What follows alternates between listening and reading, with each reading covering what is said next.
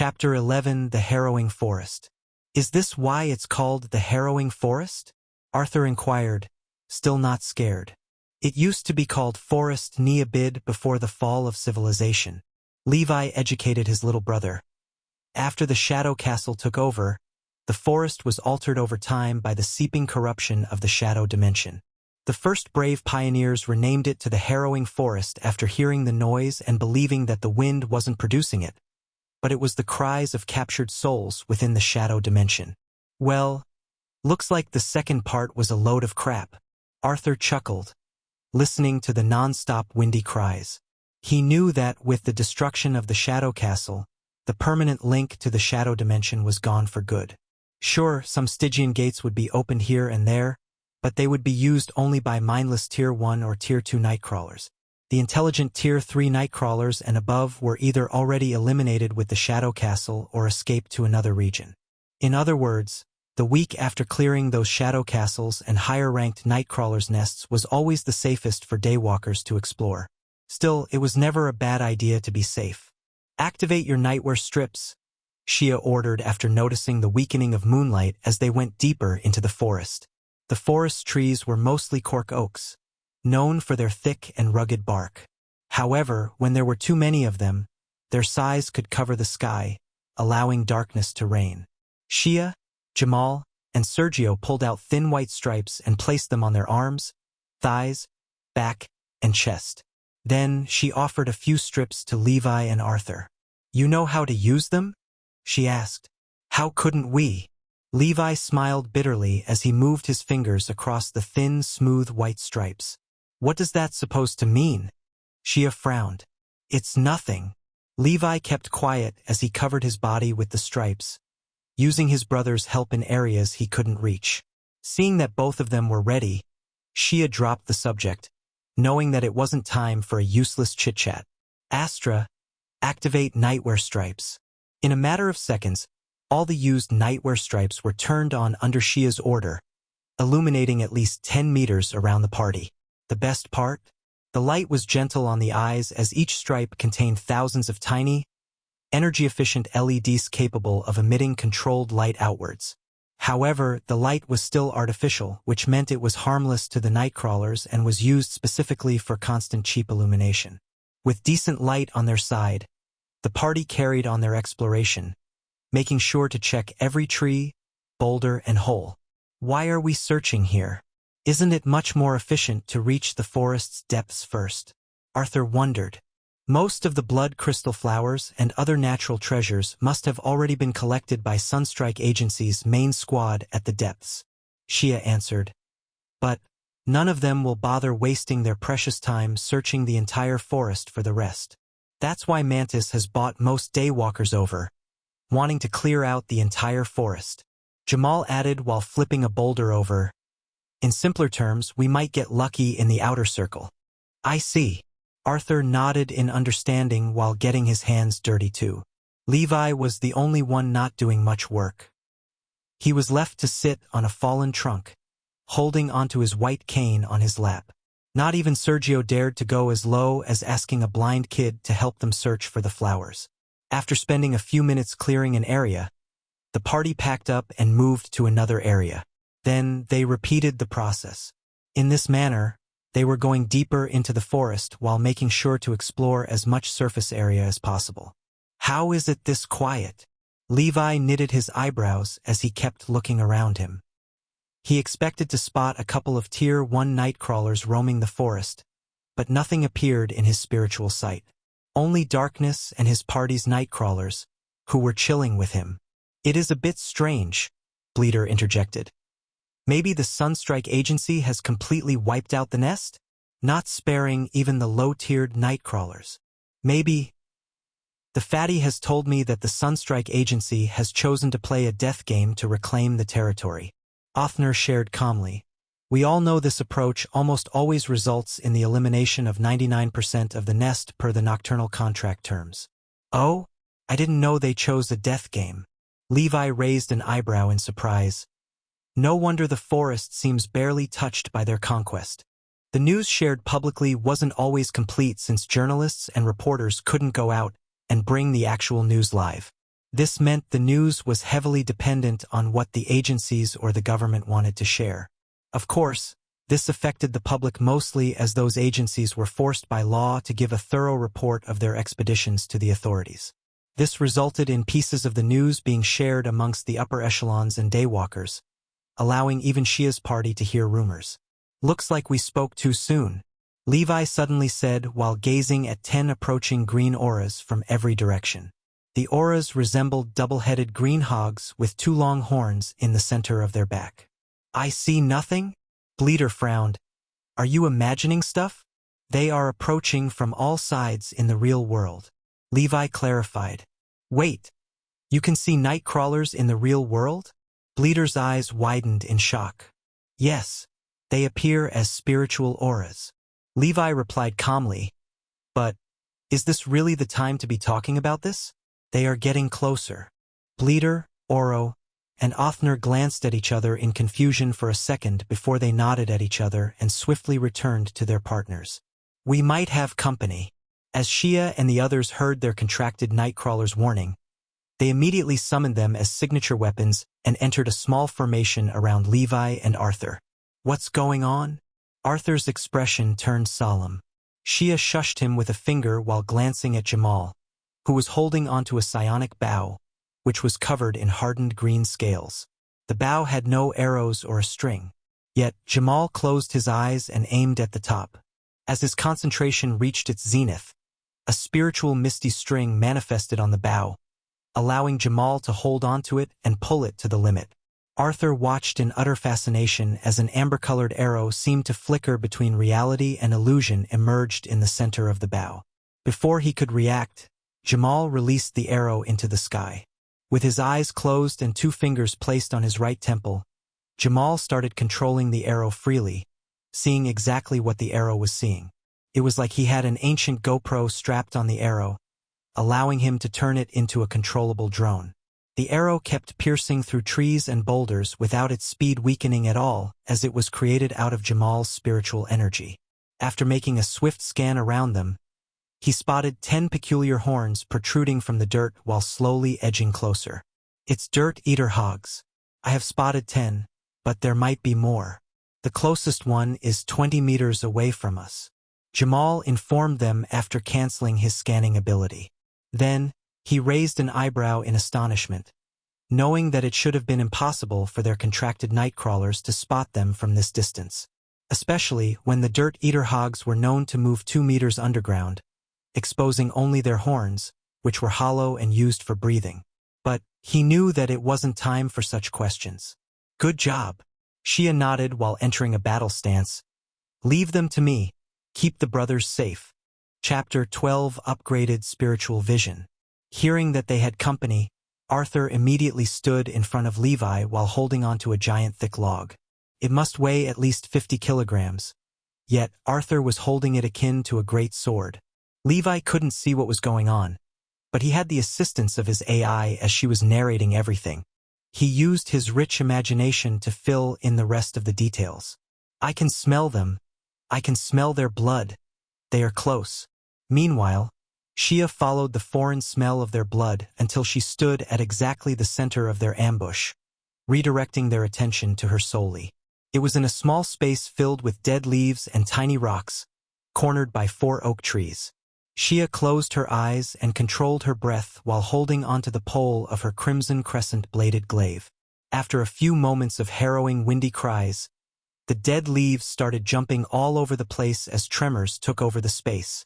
Then, from the depths of darkness, 10 giant double-headed hogs emerged with pure viciousness in their eyes as they charged toward Shia. Oink! Oink! Oink! Saliva was pouring out of their mouths, tainting their long, sharp fangs. Their eyes were pitch black, reflecting the shimmering Shia akin to a delicious snack. They knocked down trees in their path, creating a loud disturbance in the entire forest. In front of humans, the light plants absorbed meant absolutely nothing to Nightcrawlers, even if they were low-tiered and non-intelligent. Seeing this overwhelming sight, Arthur couldn't help but gulp a mouthful in dread. Just as he was about to wonder if it was fine to leave Shia alone, she made her move. Mantra Blood Arts, Blood Ring of Damnation. She murmured calmly as she started swinging the glaive rapidly once the hogs stepped inside the circle of light produced by her nightwear stripes. Slice! Slice! Slice! The crescent blade flew out of the pole, spinning extremely fast as it sliced the charging hogs, the flying leaves, rocks, and whatever was inside the circle of illumination. Just like a spot dancer, Shia moved only her arm as she kept swinging the detached pole, taking a mere step back and forth. How is she controlling the crescent blade? Arthur exclaimed in astonishment as he watched the terrifying spinning crescent blade cut through the hogs with minimum resistance. There is a string of sticky blood connecting the pole with the crescent blade, Sergio shared with a faint smirk. Arthur squinted at Shia's pole, wanting to see the string of blood but to no avail. The flying blood of the hogs was congealing in midair and following the trajectory of the crimson crescent, making it extremely difficult to see anything else. In less than a few seconds, the dying squeals of the hogs were no longer heard. Only the whooshing air of Shia's crescent blade spinning around the 10-meter radius, creating a perfect ring of blood with the sliced-up corpses of the hogs. Bon appetit! Bleeder's terrifying mouth manifested on the crescent blade, and it started sucking off the long serpentine blood, sparing not a single drop. After he was done, he burped loudly and Shia summoned him back. Then, she returned to the squad and said, "Collect their crystallized seeds quickly. The noise must have attracted other Nightcrawlers. Good work. Brutal as always." Jamal and Sergio patted her on the shoulder and swiftly went to the crime scene. "You should go with them to learn how to extract crystallized seeds." Shia addressed Arthur. Arthur glanced at his brother for a moment and then looked at Shia. After recalling what she had just done to those hogs, he knew he was leaving his brother in safe hands. "Be right back." He threw the massive log away and then worked on the corpses with Sergio and Jamal, who started teaching him the most efficient ways to extract crystallized seeds. Once an owner of a Shadow Life seed dies, his seed get crystallized into a somewhat blue gem. Those crystallized seeds were everything to Daywalkers since they were traded for Solar Aegis coins, which was the main currency for Daywalkers-related markets. Shia reached out inside her pocket and pulled out 2 covered lollipops. She placed one in Levi's palm, and he shook his head politely. "No, thank you. I am on a sugar-free diet." "Sugar-free? How boring is that?" Shia shrugged her shoulders. "Suit yourself. Cool attack you have there." Levi inquired in intrigue. "Is it an innate ability or a learned technique?" "It's learned." Shia shared with a lollipop in her mouth. "You learned such a powerful ability while being a junior day walker?" Levi was surprised. Although Levi's source of information was his AI and he didn't really see the full extent of Shia's ability, he knew it was extremely powerful. After all, a junior daywalker shouldn't be able to take down 10 Tier 1 Nightcrawlers in a few seconds without using an innate ability. He understood that becoming a daywalker was quite easy, but what truly separated a genius from a mediocre was his resistance/attunement to light and his teachability. Most rookie and junior daywalkers relied on their innate abilities, which were easily unlocked after passing each stage. On the other hand, techniques required time, dedication, and talent. "It's not special. I have been at a junior level for more than half a year now." Shia curled her lips in annoyance. "I didn't know it would be this bothersome to find a blood crystal flower. Don't mind me asking, but shouldn't it be easy for you to obtain it?" Levi inquired. "I mean, your family's wealth and reputation should have been more than enough to secure a flower, even if it was located in other holy regions." "No thank you. I would rather shoot myself in the head before I ask help from that controlling narcissist," Shia uttered coldly as she made a gun gesture next to her temple. Levi knew that she was referring to her father, as he had heard quite many crazy stories that painted him in a bad light. If this was his perception of his character from mere stories, he didn't dare imagine what Shia was dealing with daily. "Forget that old geezer and tell me more about your peculiar spiritual vision," Shia asked curiously. "Bleeder has already told me that you were the one spotting the hog's ambush." "Oh, it's nothing special really," Levi smiled. "I have gained the ability to see Nightcrawlers and Daywalkers in the real world in their spiritual aura form." "What do you mean it's nothing special?" Shia's eyes widened in shock. You have a freaking superpower without even being a day walker. Shia's reaction was understandable. She knew that Nightcrawlers could exist either in the real world or in the shadow dimension. Those two were considered physical planes, while the Bridge of Darkness was the spiritual link to both dimensions. However, they could access the Bridge of Darkness only from the shadow dimension, whether they were contracted or not. That's why Bleeder and the others were incapable of seeing the Dirt Eater hogs in the real world through the bridge, just like they could not see humans unless they were connected to the Bridge of Darkness. In simpler terms, their vision was limited to only Nightcrawlers existing in the shadow dimension or the Bridge of Darkness, unlike Levi. I wouldn't go as far as to call it a superpower. Levi smiled faintly as he watched Jamal and Sergio's humanoid spiritual auras. But it does bring some humane life into my dim world. You are crazy. How can you downplay such a busted cheat? Shia spoke excitedly, already seeing the crazy possibilities. You are like a radar to Nightcrawlers. You can see their physical forms if they were in the shadow dimension and their spiritual forms if they were in the real world. None of them can escape your sight. Then what? Levi chuckled in self-derision. Will this help me become a daywalker? I have already tried my best to sell it to Nightcrawlers, but all of them still rejected me. Shia's excitement died down. She realized that while Levi's spiritual vision was amazing, it still wouldn't change the fact that he could not grow as a daywalker consistently as the others without eyes. Sure, he could utilize growth totems, but they were too expensive to maintain consistent growth compared to simply absorbing the sunlight directly. I mean, while your future as a daywalker seems grim, I do believe that you can become a great scout using your ability. Shia tried to uplift him. I, for one, will be more than delighted to have you in my squad. Without your help, the hogs would have made me sweat a bit. Thank you for the offer, but I have no interest in giving up on my dream, Levi said calmly. Suit yourself, but don't forget, Shia whispered suggestively near his ear. If you fail to uphold your end of the bargain, I will own you either way. I will have no complaints, Levi replied peacefully.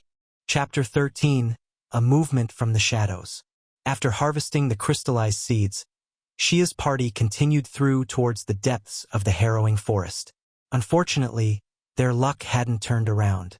They still hadn't discovered a single blood crystal flower or even other natural dimensional treasures. Yet none of them were disheartened. They understood that natural dimensional treasures were highly sought after by both Nightcrawlers and humans. After all, Nightcrawlers needed them for evolution even if they weren't contracted. As for humans, besides the known use for evolution, those natural treasures opened a path to many miracles. In addition, they could be sold or used to ask for favors if offered to the Solar Aegis Sanctuary depending on their rarity. For such well-desired treasures, it was only normal for the previous Nightcrawler nest to hoard them and for the Sunstrike Agency to clear them out, leaving only some crumbs for the rogue explorers.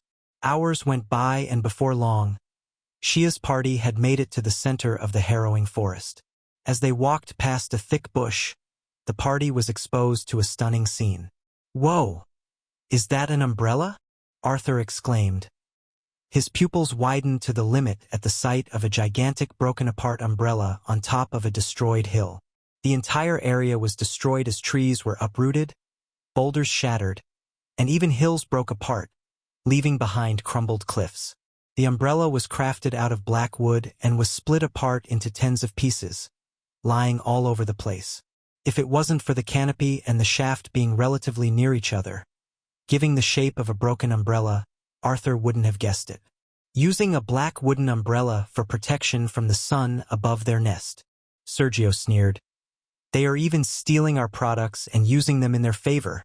I would take an umbrella any day than a sealed dome of darkness, Shia commented as she walked towards the ruined nest. Dome of darkness? Arthur tilted his head in confusion. Is it what I am thinking? How can you not know this? Levi frowned. Are you sleeping through your classes?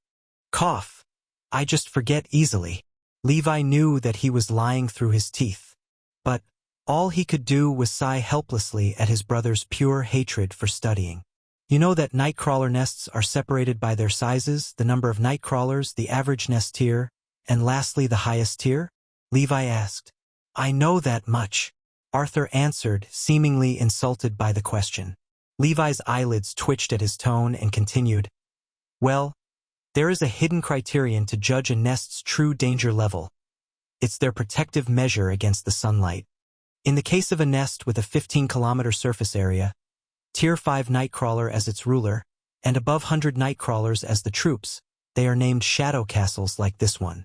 But, in some rare cases, the same conditions might be met, yet the nest would be much more dangerous than a shadow castle." Levi paused. "All because of the nest protective measures. You mean this umbrella isn't that good?" Arthur raised an eyebrow in surprise. "Based on its shaft's height, I believe it should at least cast a protective shadow over 5 kilometers of surface area. I never said it was bad, but it's nowhere near as overwhelming as a dome of darkness." Levi shared as he looked above him. "Imagine if this entire forest was covered in a dome of black wood? What agency would dare challenge it on their own, even if they knew that the nest was a shadow castle?" "I see." Arthur nodded. While he may not know as much as his brother, he understood that if a territory was obscured in darkness for a long time, the corruption seeping from the shadow dimension was multiplied by 10 if not more. He knew that when a certain degree of corruption was achieved, the entire environment would become a permanent part of the shadow dimension. The shadow dimension's atmosphere was extremely deadly to citizens and even low-level daywalkers. In other words, those domes of darkness were nothing but a death trap even if the nests were categorized as Shadow Castle or a Midnight Dominion. "For a non-daywalker, you sure know a lot." Jamal smiled after listening to Levi's whole explanation. "I read a lot." Levi smiled back. "Enough chit-chat and start searching for the flowers," Shia ordered sternly. "Mantis Group will move at dawn. We have a few hours at best before the forest turns into a stew of daywalkers." "On it." The squad got busy immediately, leaving Levi sitting alone in the center of their search zone.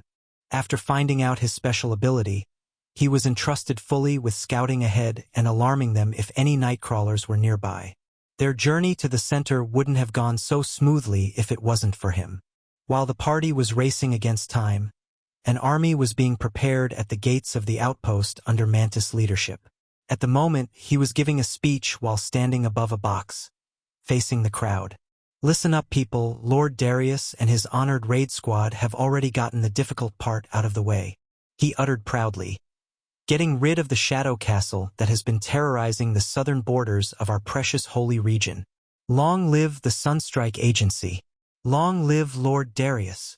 Long live the Sunstrike Agency. Long live Lord Darius." The daywalkers associated with the Sunstrike Agency didn't hesitate to shout out loudly amongst the crowd, pride covering their expressions. The rest of the daywalkers might not have shown a similar zealous reaction, but they did give out nods of appreciation.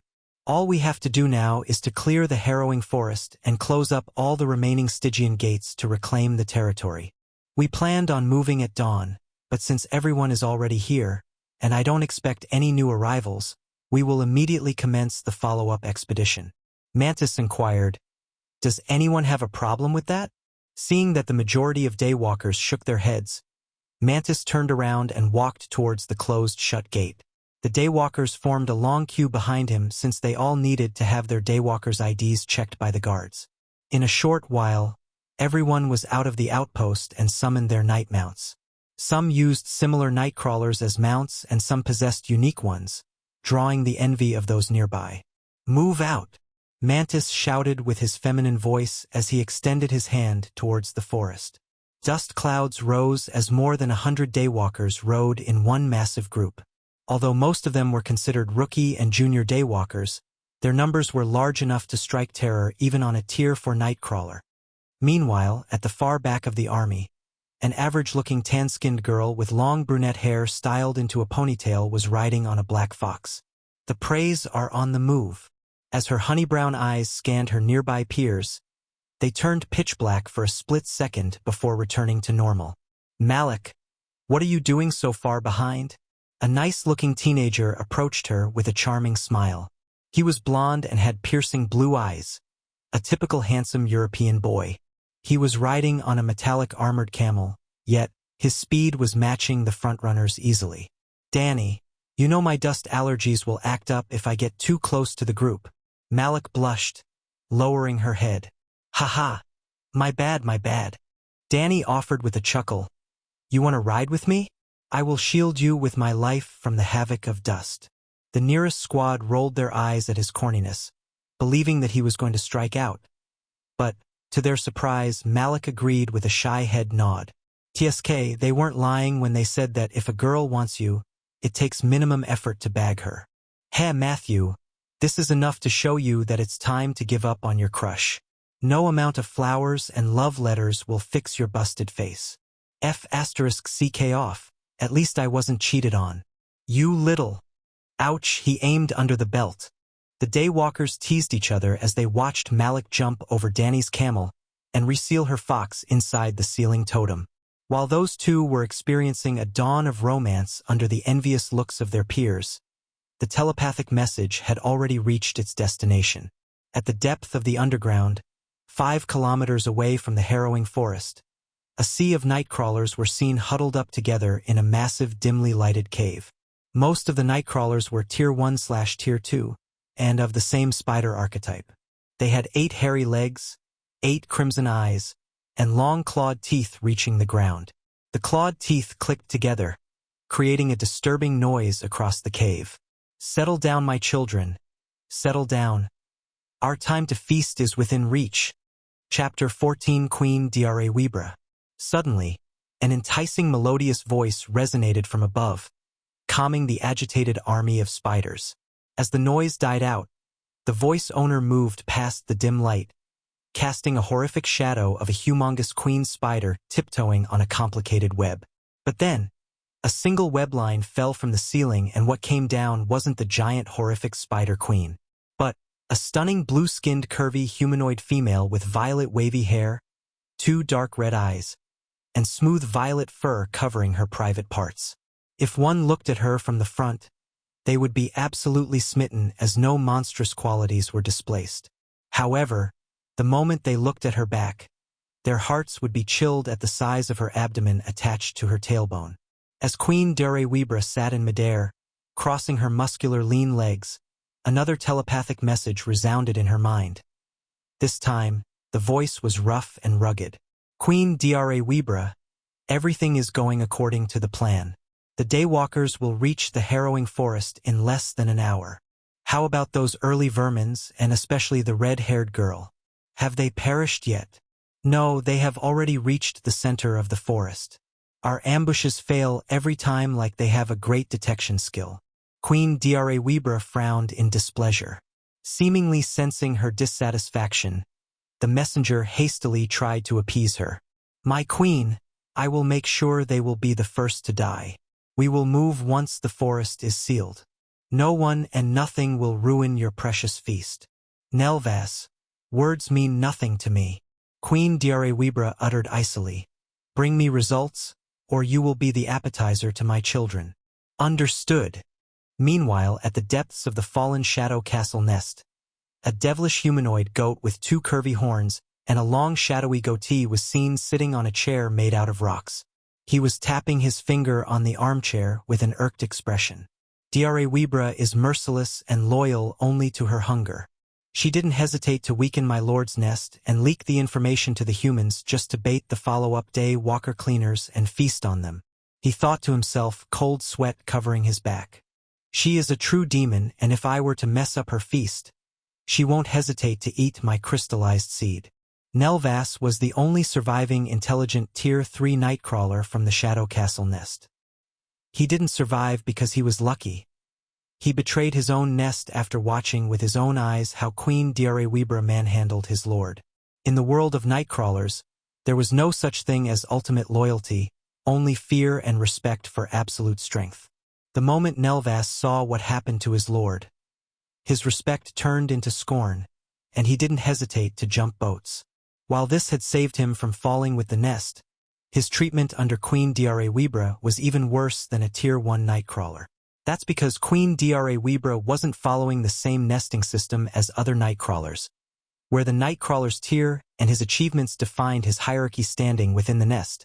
She was considered a lurker Nightcrawler, who hunted after both humans and Nightcrawlers to fulfill her hunger, evolution, and her children's endless appetite. In other words, Nelvas understood that his worth in her eyes was next to nothing unless he proved himself. F***CK. If I can't even take out a bunch of kids, I might as well commit suicide. Nelvas' expression turned sinister. A while later, the sun was peeking over the horizon, offering its rays of hope and safety. Shia lifted her head and glanced at the sky slowly being painted in lavender as the first light scattered over the hills. Mantis party must have already reached the forest. Shia rubbed her tired eyelids. Let's take a rest for 2 hours. Use SR drops and get some sleep. I will take the first shift. Although daywalkers didn't need the medication to get a natural 8 hours of sleep due to their contracted Nightcrawlers protection, they still relied on the SR pills heavily. After all, a 2-hour of induced coma that provided an equal rest to a 6-hour sleep was a true hack in life. Unfortunately, those free hours of the day didn't come free of cost. I can't believe we haven't found a single blood crystal flower. Jamal sighed as he sat down on the ground, feeling disheartened. Now, it will be more annoying with Mantis army snooping everywhere. Sergio kicked a rock in irritation. Don't be discouraged. Shia replied calmly. We did find some seeds at least. If we get unlucky for an entire week straight, we will leave with the forest soil and give it to my family's botanists to grow me the flowers I need. For the rest of the materials, I will just find a way to buy them from the Sunstrike Agency. They must have an overstock. Wait, this isn't part of the deal. Arthur immediately protested. Even I know rare graded natural treasures take months to grow at their optimal environment. You don't have to worry, your brother will get his recommendation. He made sure of it in the contract. Shia glanced at Levi, who was sitting alone against a tree in silence. Oh yeah, I forgot. After hearing this, Arthur's shitty memory acted up and made him remember the term she was referring to in the contract. The term forced Shia to fulfill her part of the deal and help Levi participate in the upcoming assembly, even if his method hadn't been checked out yet. After all, it wasn't his problem if Shia failed to collect the materials in the next 2 months. You guys have drops or pills? Shia asked the Larson brothers. We have neither. Arthur lied through his teeth shamelessly. Unbothered, Shia threw a pill bottle to Arthur and said, Keep it with you. Whoa! Arthur's eyes gleamed in delight. We got 2 bottles in 1 day? Life is good. Then he went to feed his brother a pill, but he rejected it. It's okay. I am not tired. I will take the first shift with Shia. Levi smiled. You should get some rest, you have been working tirelessly.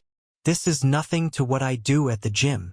Arthur smirked cockily as he flexed his massive muscles, annoying Jamal and Sergio with one move. Gym rat. Cocky asshole. They mumbled under their breaths, not wanting to look jealous in front of Shia. Then they pulled their own SR drops and poured 1 drop on each eye. They entered their tents and waited for the medication to take effect. Just like being drugged with anesthesia, in less than 10 seconds, their eyes became too heavy to open. Once they were closed, their minds entered a mimicked deep sleep state. Since this state lasted for less than 2 hours, they could dream all they wanted, and the Nightcrawlers wouldn't bother them even if they had no contracted Nightcrawler to keep watch. Arthur soon joined them under his brother's insistence, leaving only Shia and Levi awake. Do you know anything about tracking?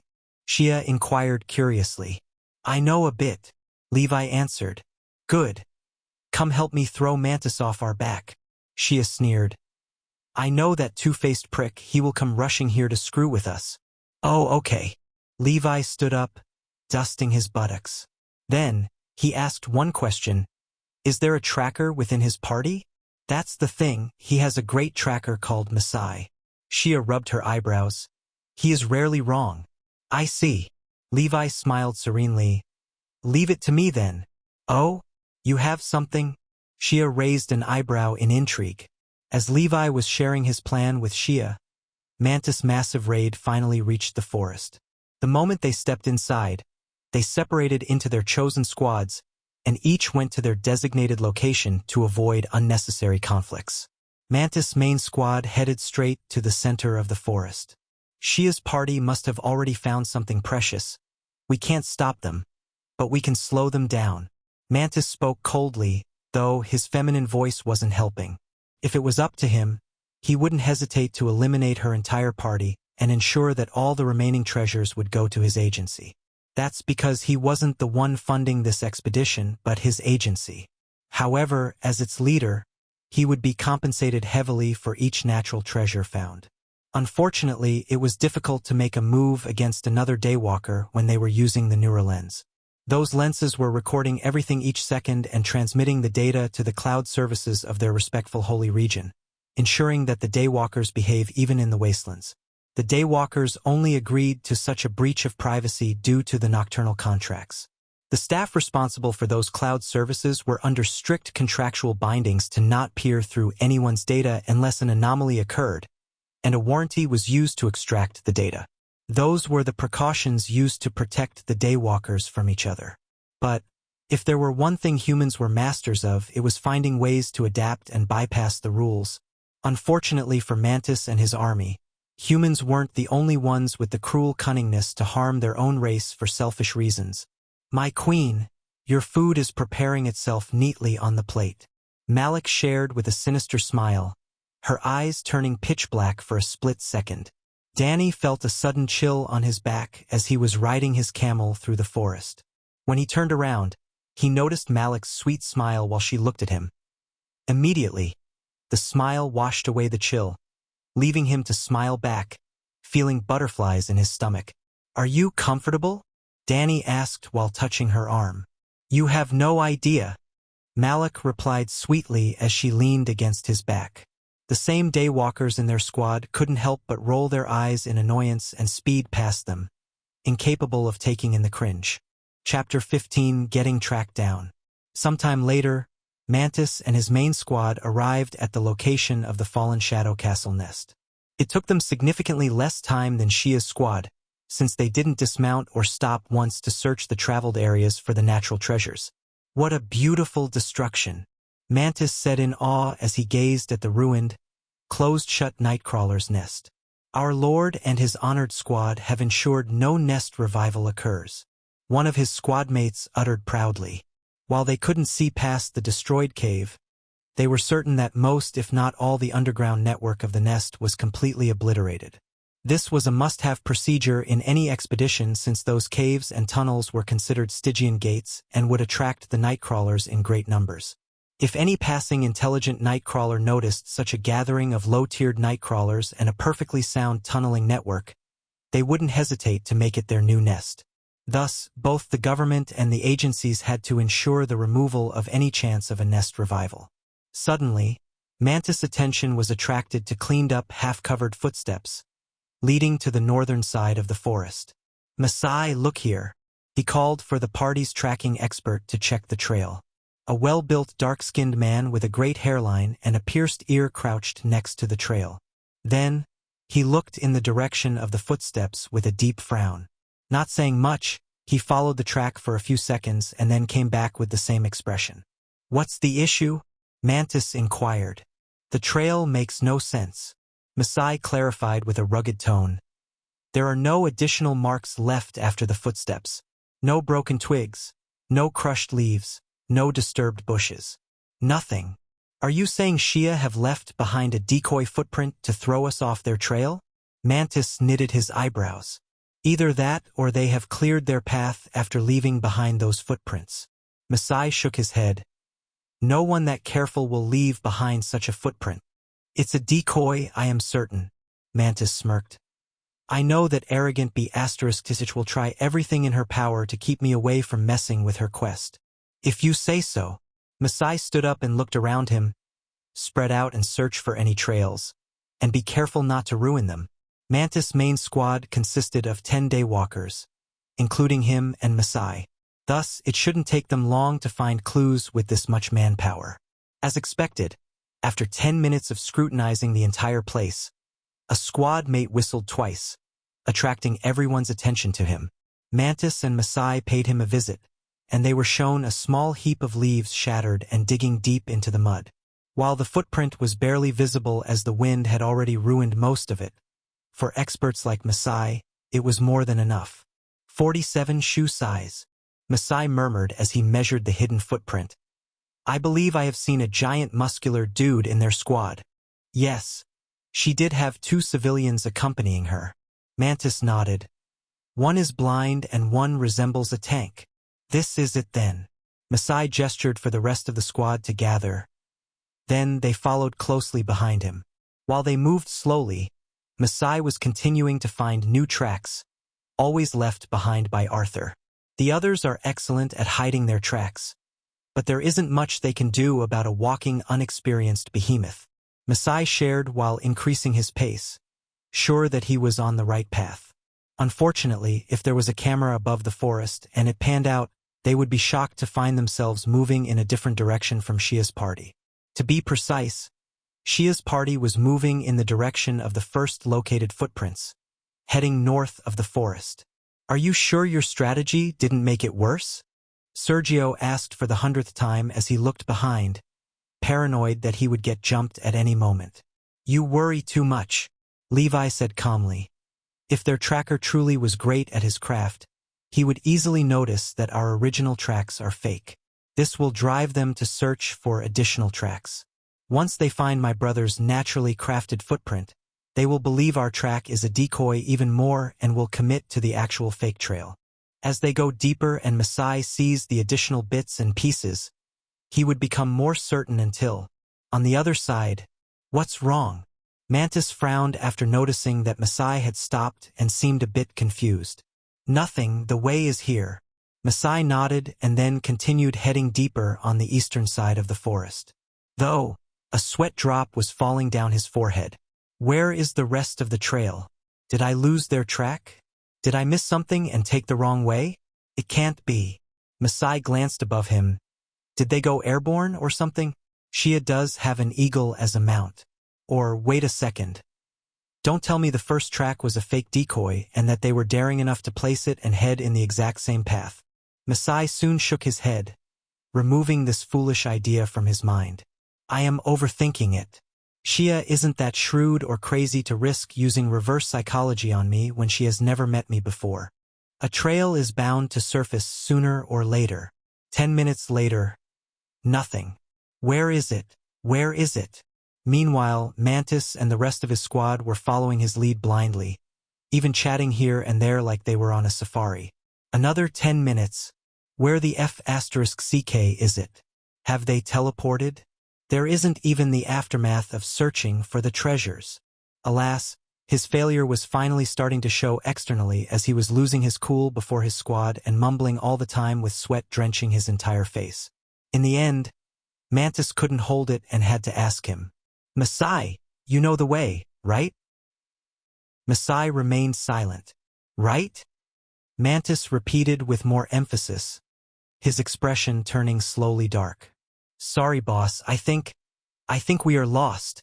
Masai confessed at last with a defeated expression. Silence engulfed the party, killing the chill chatter immediately. A moment later, Mantis snapped furiously. What the F***CK do you mean we are lost? I don't know, I genuinely don't know. Masai covered his face in shame. They must have left double decoys. One at the start and the second one we committed on. After we went deeper, Shia must have taken everyone airborne one by one and dropped them off in a different location. Are you telling me we have been following a dead track for the last half an hour? Mantis gritted his teeth. Masai leaned against a tree in silence. A moment later, Mother **CKR, a thunderous feminine curse traveled across the forest and forced nearby birds to, well, remain in their places as the curse carried not a hint of threat in it. Meanwhile, many kilometers away, Levi was on the final notes of his explanation.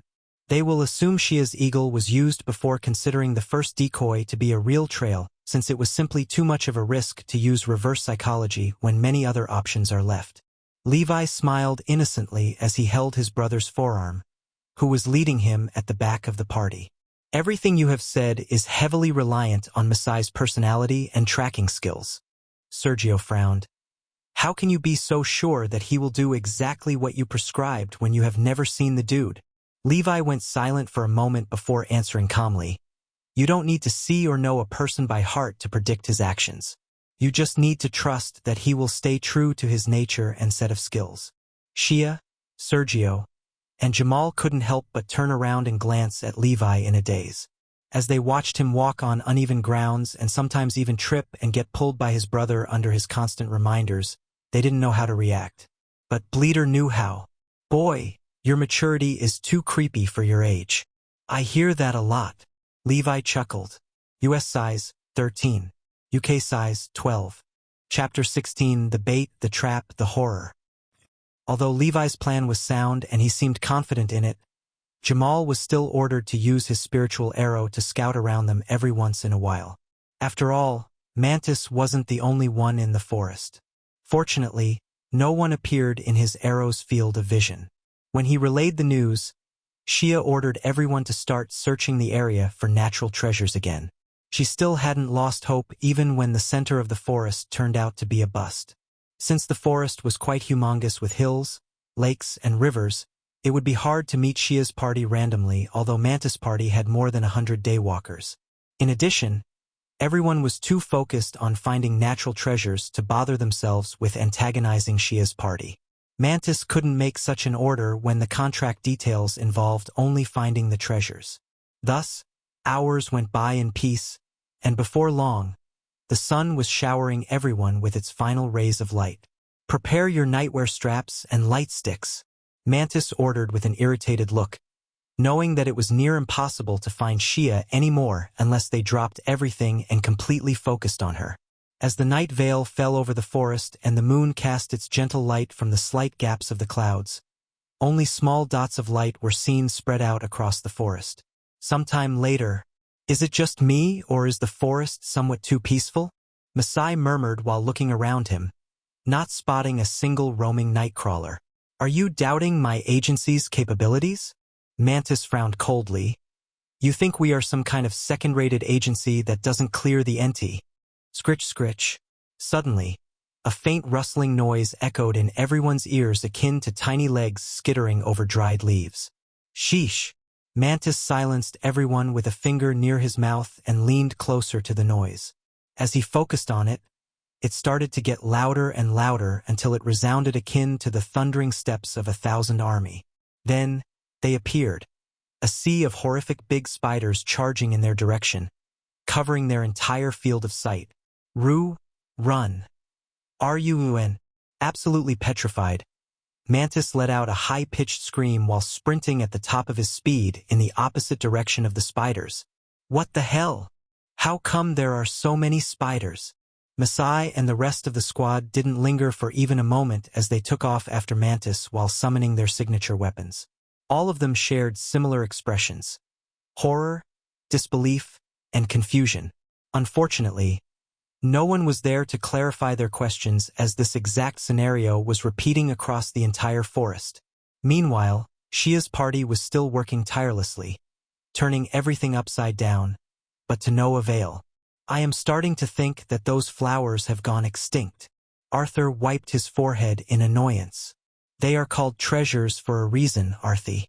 If they were... Levi's smile suddenly turned upside down after spotting a bizarre moving spiritual wave at a rapid speed. When he focused hard on it, he finally managed to see some distinctive features of spiders. He stood up immediately and warned with a solemn tone. An uncanny number of spiders are approaching us. We have to leave now. Wait, what? Spiders? It can't be. This region isn't known to harbor any spider archetype. Sergio and Jamal commentated in confusion, but Levi had no plans to explain the situation. He called for his brother and Arthur swiftly took hold of him, giving him a piggyback. Then, he sprinted in the opposite direction, not waiting for anyone to react. When sh*T hit the fan, the Larson brothers only cared about protecting each other.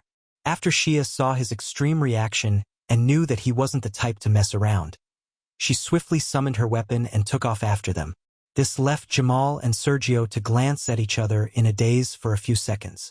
But then, their ears picked up on the creepy rustling sound, an unfamiliar noise in a silent forest. Wait for us. Scared shitless, they dropped everything and chased after their party, regrouping in no time. Arg! No! Save me! Before Shia could ask Levi about what he saw in detail, a distant symphony of cries and screams engulfed the forest, sending chills coursing down everyone's spines. What's going on? Arthur asked, agitated.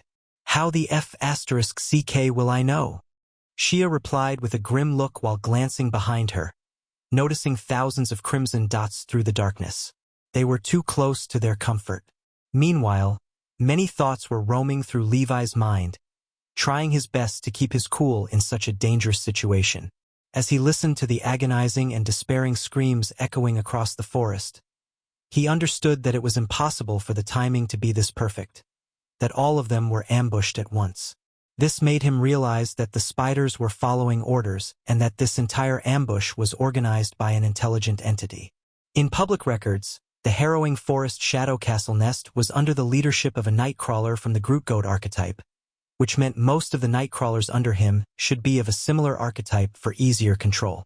Levi understood that Nightcrawlers respected each other's authority following two options. Either they were of the same archetype or the tier difference was beyond 3. In simpler terms, a Tier 4 Nightcrawler could command with absolute authority a Tier 1 Nightcrawler of any species, but if they were of the same species, just being 2 tiers higher would give them the same absolute authority. That's why most Nightcrawlers' nests were usually filled with similar archetypes for easier management.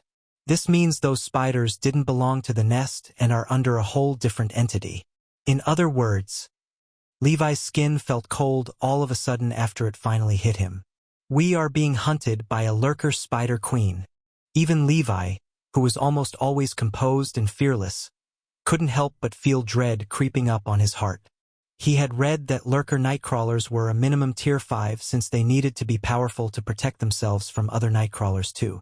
To be hunted by a rogue tier 5 Nightcrawler? This was scarier than going on an expedition. We have to leave the forest now, he shouted, his face as pale as a sheet of paper. Did you find something? Shia frowned, just as Levi was about to give her a brief version of his findings.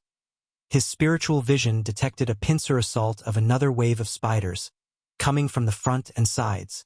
It was like everywhere he looked, the only thing in his field of vision was disorganized shadowy spiritual waves, though the numbers varied extensively. We are surrounded. Head east and prepare for battle. Hearing Levi's orders, Arthur didn't even question his brother. He changed his direction abruptly, using a boulder to kick off it, and launched himself with minimized monument loss. Such a maneuver would have ruined any normal person's knees, but Arthur's muscles weren't purely for strength purposes, as he was as extremely flexible too.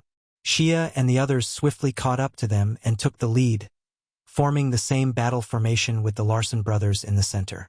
In a few moments at best, everyone finally saw what Levi warned them about as a dozen giant hideous hairy spiders entered their illumination strip range.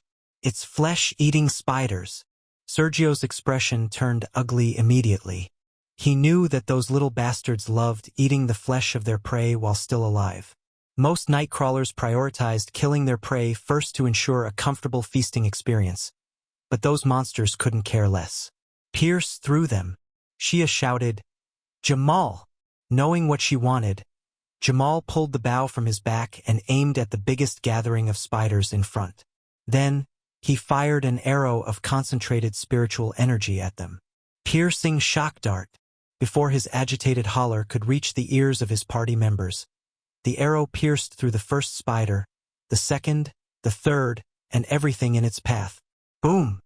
Then, a split second later, a thundering shockwave was emitted in its path, hurling the closest spiders away and throwing them against trees. The hell? Arthur watched with his jaw dropped at the cleared path before them. During most of their battles in the forest, Shia took care of everything, leaving Jamal to use his energy purely to scout. Only now did he realize that Jamal was capable of carrying his own weight too. The path is clear, but the other waves are joining together, Levi shared with a solemn tone. If they were to catch us, it won't end pretty. The constant cries and screams of other daywalkers supported Levi's claim, leaving everyone with ugly expressions at such a disturbing development. This is beyond the norm. We have to call for reinforcement. Without waiting for permission, Sergio requested Astra AI to declare an emergency and request reinforcement from the closest outpost. Although they were in a private agency, they were entitled to receive governmental aid in such emergencies.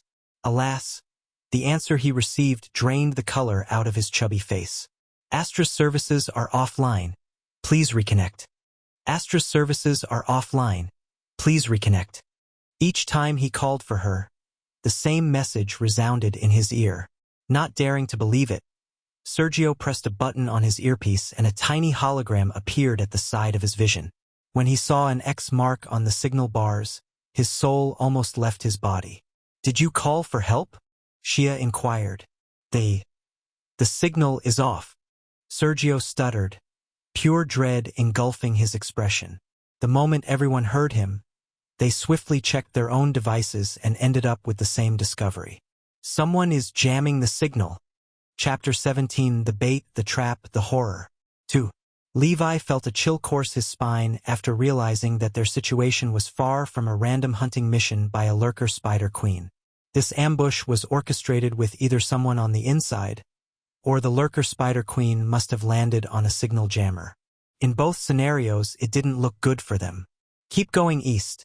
The moment we put a decent distance, we will summon our mounts and leave this place," Shia ordered coldly, not showing an ounce of panic.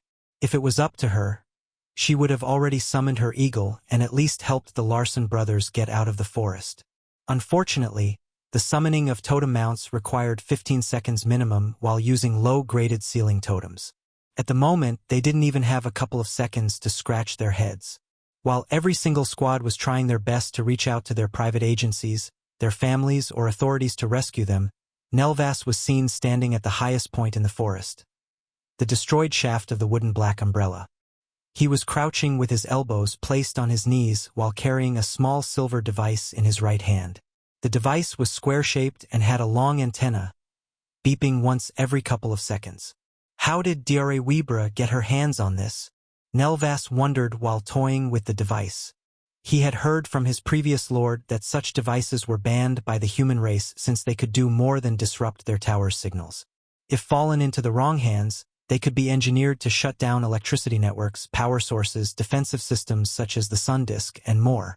That's why those devices were halted from production many years ago, and anyone found developing or in possession of one would be thrown in jail for a very long time. "I know she is a Tier 5 powerhouse, but still." Nelvas rubbed his long goatee thoughtfully, knowing that it was extremely difficult for even high-ranked daywalkers to get their hands on this device. She must have her own network within the human race. Nelvas narrowed his eyes. Is killing that girl part of the feast, or does it go much deeper? Soon, Nelvas shook his head, realizing that he was snooping into matters that might get him killed. He returned to his main task, which was placing the signal jammer at the highest point of the forest to ensure that no one would get a connection. After he was done, he looked in the direction of Shia's party and smiled sinisterly. Boom! Boom! Thud! On a different side of the forest, Mantis and his squadmates were seen fighting for their life after getting surrounded from all sides by the spider's army. Unlike Shia's party, they had no Levi to alert them in advance about the spider's sneaky ambushes. Sure, they had a scout in the party, but his abilities worked similarly to Jamal's. He needed to be stationary and have it active all the time, which was impossible considering the exertion it takes on his energy levels. Monir, help out Masai. Don, use your goddamn ultimate innate ability already. Nikiai, stop F*King, saving your assault totems and deal with your side. We have to break through. Fast.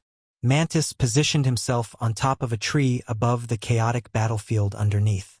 He was scanning the entire field and giving out orders non-stop, helping the squad possess some form of teamwork.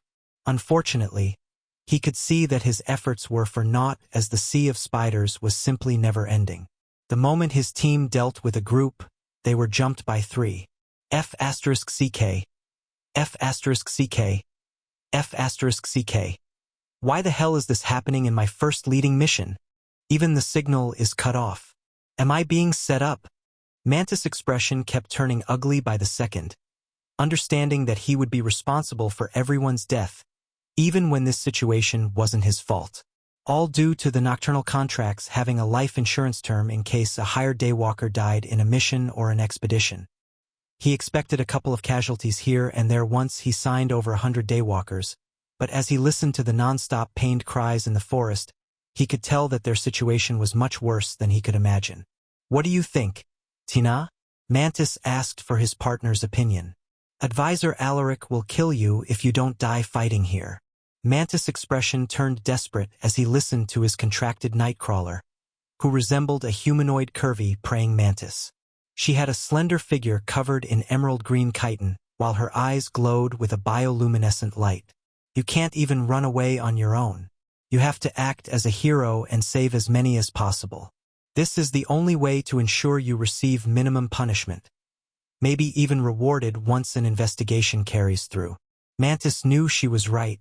If it was possible, he would have already dipped, leaving everyone at the mercy of their destiny.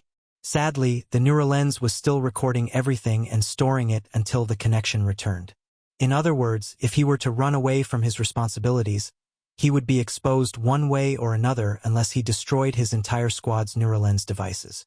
This left him with two choices: either die trying to be a hero or survive and be punished as a villain. F***ck me. Mantis summoned his signature weapon. It resembled a praying mantis forearms with thousands of sharp, deadly teeth bent at a striking position, 80 to 100 degrees.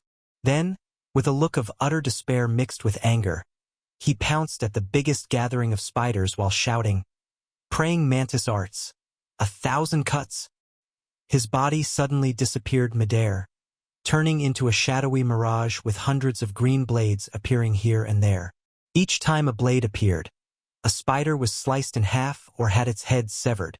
Slice, slice, slice. The rest of the squad watched in astonishment as Mantis single-handedly took down more than 20 spiders in no time, creating a path to freedom from corpses. "What are you standing for? Follow me." Not waiting for anyone, Mantis took the lead and charged headfirst into the incoming next wave of spiders, his body and weapon already tainted with sticky nasty juices. But he couldn't care less. His bloodshot eyes reflected nothing but a strong desire to survive at all costs. While the 100 daywalkers were fighting for their lives in the depths of the harrowing forest, peaceful silence engulfed the outpost. Most of the traffic in outposts was related to daywalkers. Since the majority had already departed, the outpost was mostly occupied by government staff and guards. "Mickey, keep watch. I am going for a walk," the smoker guard shared lazily while standing up from his chair. "But, Sir Feng Ling," Mickey gulped a mouthful, "you were assigned to guard the outpost as a disciplinary punishment. If you leave, they can track your location and accuse you of breaking your penalty." "Ah, how bothersome." Feng Ling rubbed his eyelids and said, "Fine. I will just smoke on top of the tower." But before Mickey could add anything, Feng Ling took a single step forward and suddenly disappeared, leaving behind him a mere cool breeze like he was never there. Mickey lifted his head and gazed at the top of the sun disk tower with an odd expression.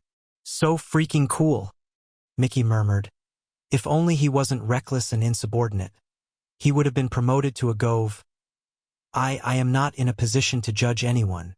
Meanwhile, at the highest point of the sun disk tower, Feng Ling was seen sitting with one hand above his knee while dangling the other leg. He was trying to light up a cigarette, but it was too windy at such a height. "Halt!" With a single order, the wind suddenly froze around him.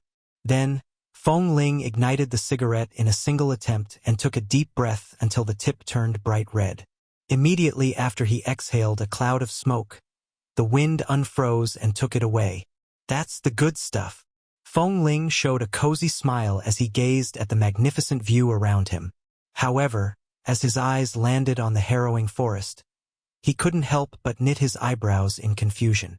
"Mao, are you seeing what I am seeing?" Chapter 18 Death Cocoon. A pitch-black cat emerged from his tie and sat on top of his shoulder. She had long, thick whiskers, making her resemble an old beardy cat. When she glanced lazily in the direction of the harrowing forest, her dark slit opened up widely, reflecting an abnormal scene. A gigantic, almost invisible web of walls surrounded the entire forest's borders and seemingly grew taller each second, desiring to meet at the top. If it weren't for the moonlight being reflected once in a while by the web threads, no one would be able to see them even if they were close. Whoa! It's a death cocoon. Mao clicked her tongue. Your little fella's luck sure is rub. Before she completed her sentence, Feng Ling had already taken off towards the harrowing forest with an icy grimace. He was kicking the wind like he was bouncing off solid surfaces. Each kick sent him flying for more than hundreds of meters. His speed was enough to put even Xia's eagle to shame. Why the hell is there a lurker spider queen nearby? And how come no one has reached out for reinforcement?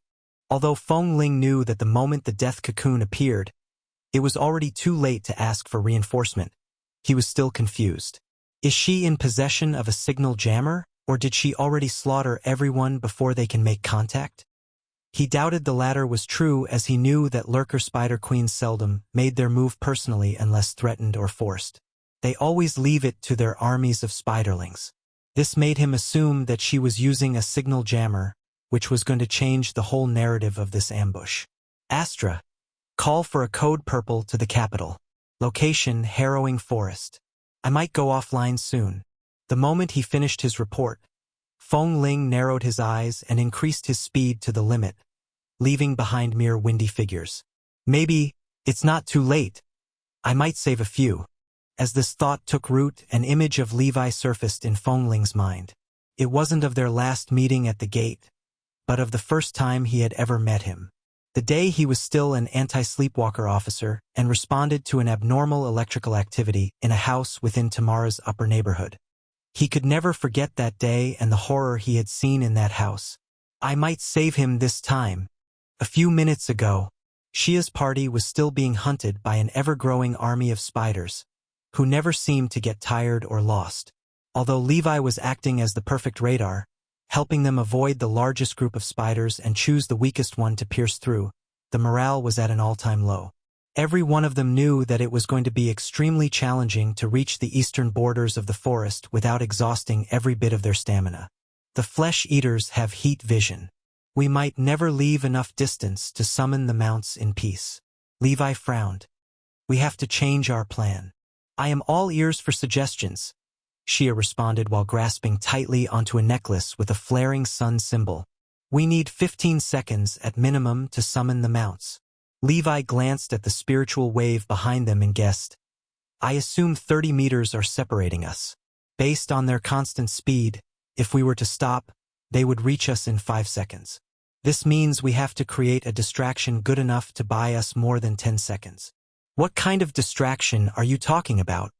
Sergio inquired while sweating heavily, his big belly flapping all over the place.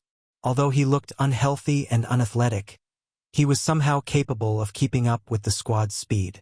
In fact, he was doing much better than Jamal, who was huffing and puffing like he was going to collapse at any given moment.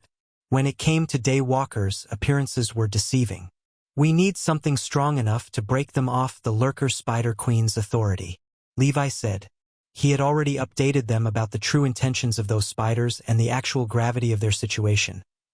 Knowing that a lurker spider queen was hunting after them was enough to scare anyone straight. Thus, even when it looked like Levi had taken leadership of the group, none of them dared to complain. The only thing coursing through their minds was to survive this hellhole. Purified sunlight, Xia shared sternly. If we threw at them all of our growth totems and luminous snacks, I am certain they will fight amongst each other to eat them. My thoughts exactly. Levi nodded in approval. He understood that only purified sunlight was capable of breaking low-tiered Nightcrawlers from their master's authority briefly, especially if it was in abundance. It was like putting a delicious snack in front of a starving dog who hadn't eaten in many days. Even if he was well-trained, his survival instincts would instantly take the wheel. F***CK. Even our growth totems? Sergio's expression turned ugly as he glanced at his backpack. His reaction was understandable when considering that those growth totems were used by daywalkers to accelerate feeding their shadow life seeds with sunlight. The shadow life seeds were in every Nightcrawler, and they were the singular organ responsible for their lifespan, evolution, intelligence, strength, life, and death. It was everything to a Nightcrawler, and now it had become everything to humans as well. But more on that later. Fine. Save them.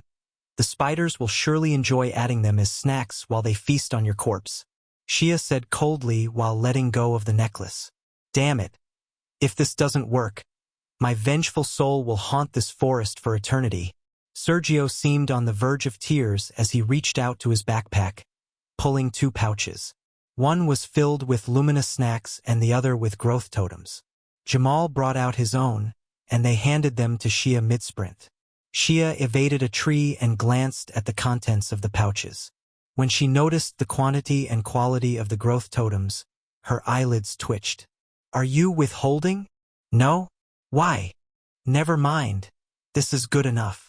She poured everything into a single pouch, and then she pressed them together, activating all the dormant luminous snacks and totems, causing the pouch to shimmer brightly. She traded glances with everyone, and when she saw Arthur tap on Levi's hand, she turned around and threw the pouch behind them. Prepare your night mounts. Sergio and Jamal pulled their ceiling totems and held them tightly, awaiting Levi's call with looks of expectancy. Although Levi had no vision of the pouch, he focused on the movement of the spiritual wave of spiders. Meanwhile, the sea of spiders was as terrifying as ever, jumping on trees and walking on each other, uncaring about anything else but the moving humanoid heat auras before them. It was like they were on a mission, and they would not stop until they fulfilled it. But, just as it seemed like their resolve was unchanging, a sudden, beautiful brilliance appeared in their sight. Immediately after they saw the light, their shadow life seed tingled like crazy, sending electrifying shockwaves across their entire system. Then, every single spider in the vicinity of the brilliant light let out a unified screech and charged toward it like they were injected with steroids. The first spider to arrive sank its giant fangs into the pouch and swung its head, cutting the pouch in half and hurling all the activated luminous snacks and growth totems everywhere. The spiders halted their sprint and started fighting over every single piece, even biting each other to snatch it. It worked. Summon the mounts. Go. Go. Levi notified his squad the moment he saw the great disturbance amongst the spiders' army. Shia, Sergio, and Jamal were clever enough to throw the ceiling totems tens of meters away from them after uttering the incantation to ensure no second was lost. The wooden ceiling totems turned brighter and bigger in midair, and even when they landed, the process still continued. When Shia's party arrived near them, they counted the seconds with held breaths, waiting impatiently for the ceiling totems to shatter. We will make it. The spiders are still fighting over the purified sunlight. Levi eased their worry while gazing at the disturbed spiritual wave. As he claimed, the ceiling totems shattered after a few rough moments, unveiling the 3 night mounts to the world. Cairo, you ugly bastard. I never thought I will be happy. However, before Sergio could take a single step forward, a sudden aggressive whooshing sound was heard from above, attracting everyone's attention. The moment they lifted their heads, it was already too late. Chapter 19, Cover My Back. Boom! Nelvas fell from the sky akin to a meteor amidst the summoned mounts. Arthur and the rest were forced to reflexively shield their heads as they got hurled in different directions from the powerful shockwave. Timber, rocks, dirt, mud. Everything was launched at a terrifying speed after them, bombarding them mid-flight. Despite the sudden assault and pain, Arthur instinctively twisted in midair, causing Levi to take the hit on his back. But it spared him from crashing into the solid trunk of an oak tree. Thud! Arthur flexed his muscles to the best of his ability, but the force was strong enough that it still knocked the air out of his chest. As he fell to the ground, his bloodshot eyes protruded from their sockets while his mouth was wide open, saliva coming out uncontrollably, but no air was coming in. Just sharp exhales as he held onto his stomach tightly. Arthur! As Levi heard his brother's dry gasps, he completely forgot the scorching pain on his back after the bombardment. He placed his hand on his brother's chest and started telling him to breathe slowly while massaging it, knowing that it wouldn't help much. Meanwhile, Shia, Jamal, and Sergio had it better than them as the moment they were hit by the shockwave, each one used their defensive innate abilities to protect themselves. Shia surrounded herself with crystallized blood armor. Jamal utilized a skin-tight spiritual barrier. And lastly, Sergio's fatty skin hardened into rocks. They immediately recovered and entered a protective formation, putting Arthur and Levi in its center. When Shia saw what happened to them, her expression turned bloodthirsty. "Boys, are you all right?" Arthur made an okay gesture with his hand while taking deep breaths, appearing like he was about to die at any second. "Don't mind us and focus on him. He must be a Tier 3 Nightcrawler," Levi warned solemnly as he gazed at the terrifying spiritual gray aura in front of him. He had learned long ago that the intensity of spiritual auras defined the tier/rank of a Nightcrawler or any of the walkers. He used a simple technique to figure out a Nightcrawler's tier. If it was weak and feeble, it must be a Tier 1 Nightcrawler. If it was intense but contained in the figure, it must be a Tier 3 Nightcrawler. If it was in between, neither strong nor weak, it belonged to a Tier 2 Nightcrawler. As for the rest of the high-tiered Nightcrawlers, he had only seen upper-ranked Daywalkers' spiritual auras, and it was always wild or contained to perfection. When Shia and the rest heard that they might be dealing with a Tier 3 Nightcrawler, their shoulders tensed up while eyeing the cloud of dust in front. Nelvas' wavy shadow reflected behind the dusty cloud. He lifted his hands slowly and then, with a single clap, the dusty cloud was cleared out, exposing an unsightly scene. The white-feathered eagle, the shadowy horse, and the blue-furred wolf were lying in a puddle of blood, torn flesh, and guts spilling everywhere. Not a single twitch was spotted. They were utterly decimated inside a massive crater created by Nelvas. "Sadly, you little children ain't going anywhere," Nelvas said casually while stretching his shoulder. "Mira!" Shia ignored him. Her crimson-red eyes were affixed on the brutal state of her dearest mount. She didn't need to hear her heartbeats to know that Mira was gone. The moment she died, the contractual link between them was cut off, causing the inked tattoo on her back to erase itself. This happened to Sergio and Jamal as well, leaving their expression to turn gloomy. "Sergio, Jamal, keep the brothers safe and buy me some time," Shia uttered coldly while walking towards Nelvas, holding her crescent-bladed glaive with both hands. Seeing her current state, Sergio and Jamal knew that she was about to go all out. While they didn't know if it would be enough to deal with such a terrifying Tier 3 Nightcrawler, they could only put their trust in her and fulfill their part. "Jamal, cover my back." Sergio extended his arm to the side, summoning a petrified cracked stone mace with a gleaming green light. The moment he tightened his grip on it, his skin started turning into rock as well, like he was touched by the curse of Medusa. The transformation didn't stop until his entire body was armored from top to bottom with a rocky skin, leaving only his eyes. Though he looked like a statue carved from stone, his movement was smooth as he swung his mace and rested it on his shoulder. Then, without an ounce of hesitation, Sergio charged toward the spider's army on his own, desiring to intercept them before they could get close and pincer his party. "Sergio," Levi murmured as he watched Sergio's minuscule aura rushing toward an ocean of damnation.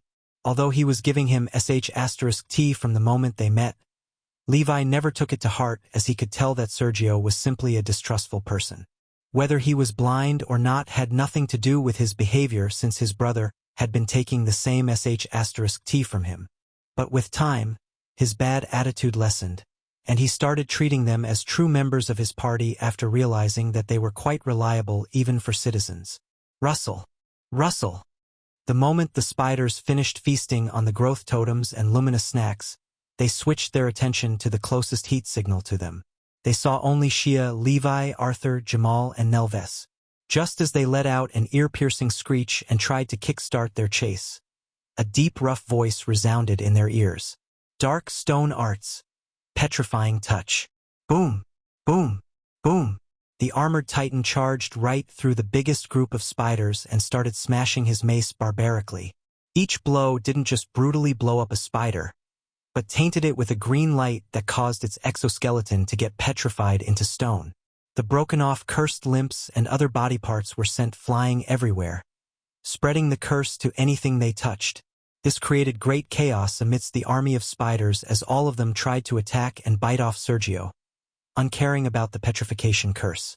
But Sergio knew what he was doing. His armored body protected him from the spiders' bites, their long, sharp fangs merely grazing against the stone skin.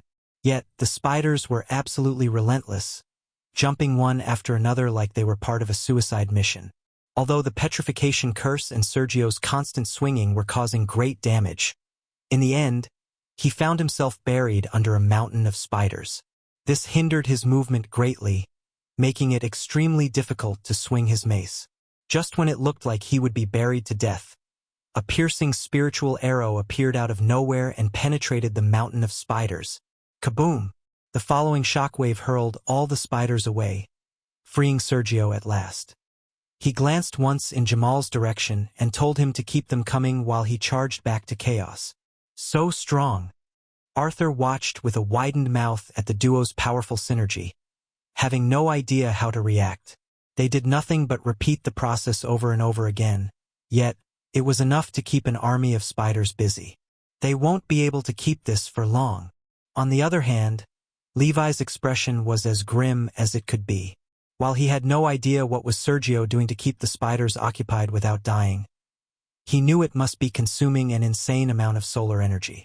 Usually, this wouldn't be much of a problem since most daywalkers packed a generous amount of growth totems to refuel their shadow life seeds when their stored solar energy was exhausted. However, they had just wasted all of them for nothing.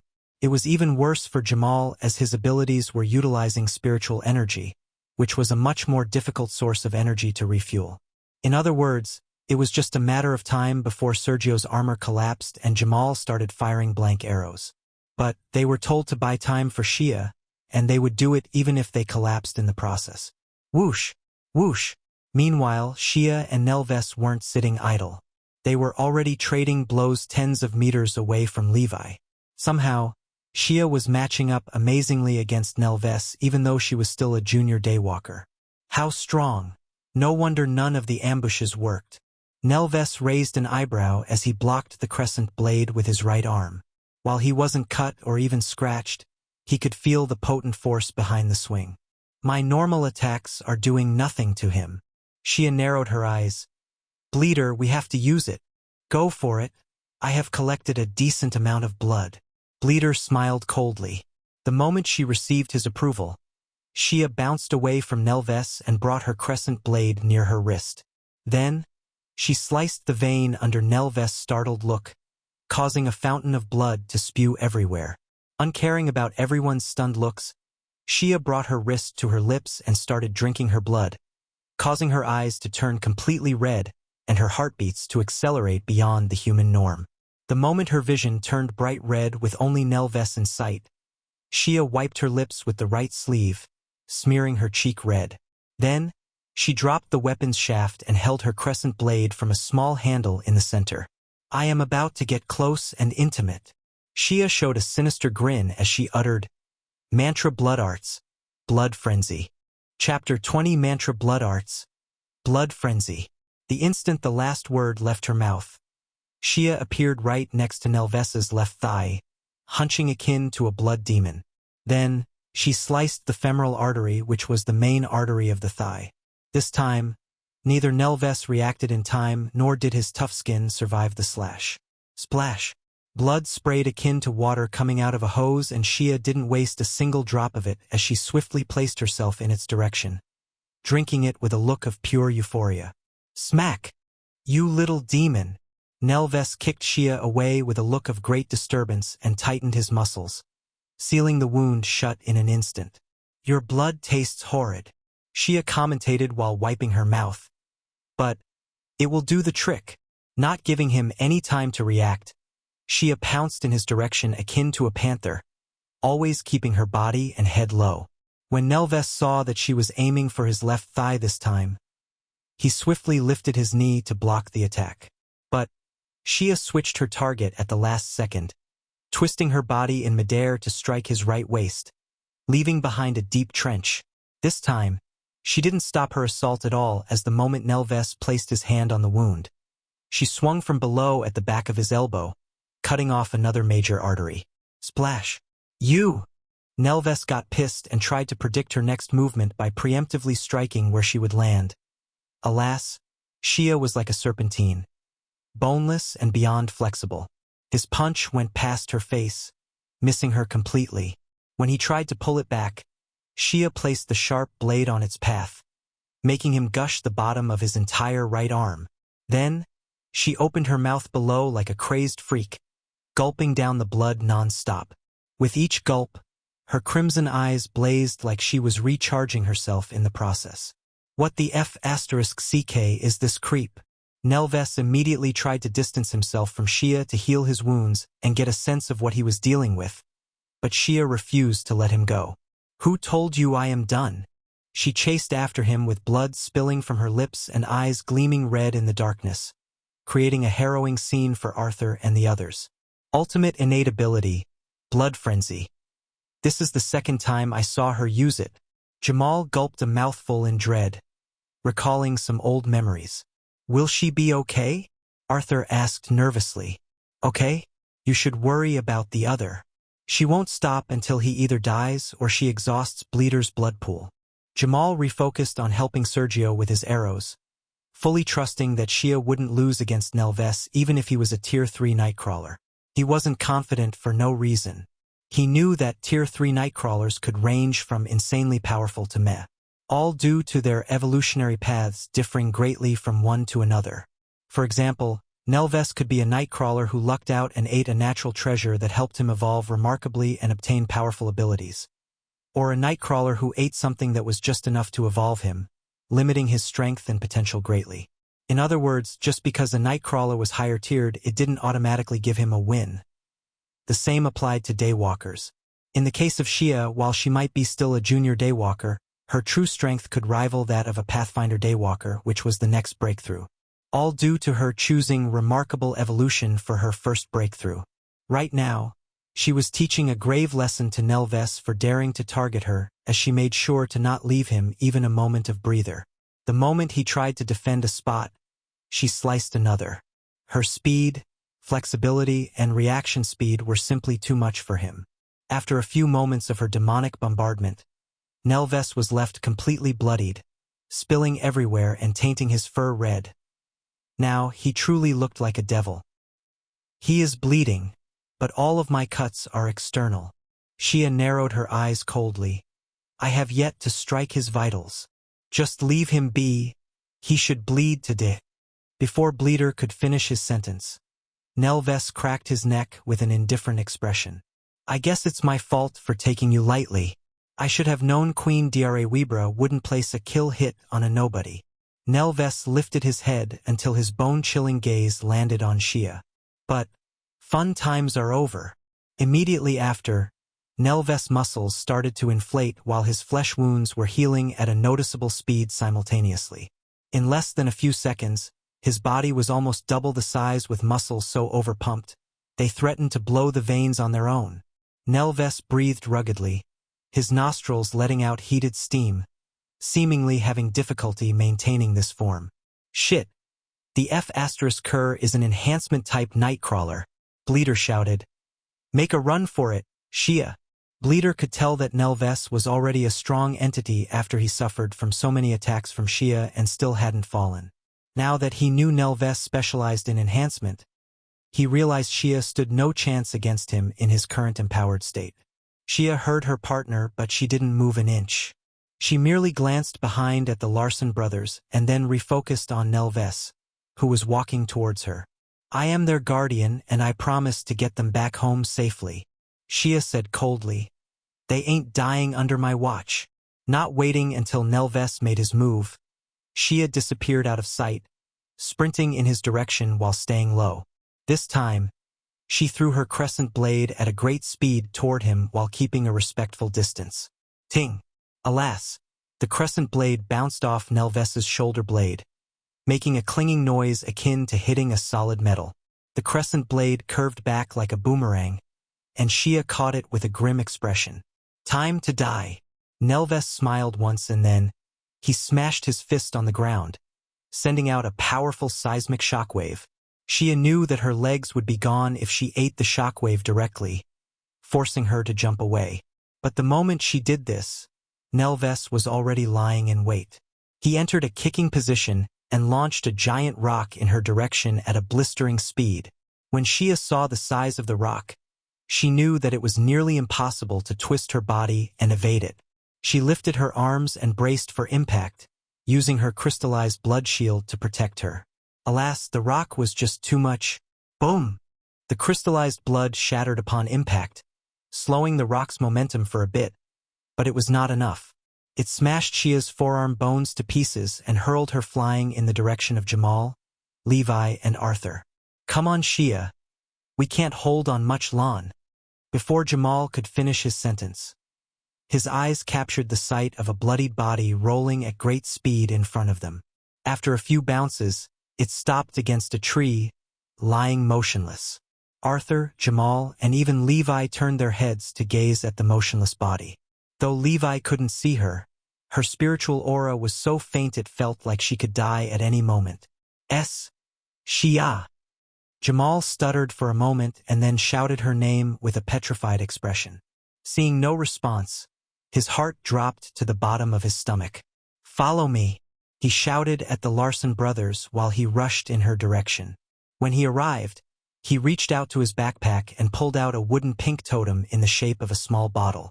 He smacked it on Arthur's chest while yelling at him to feed it to her.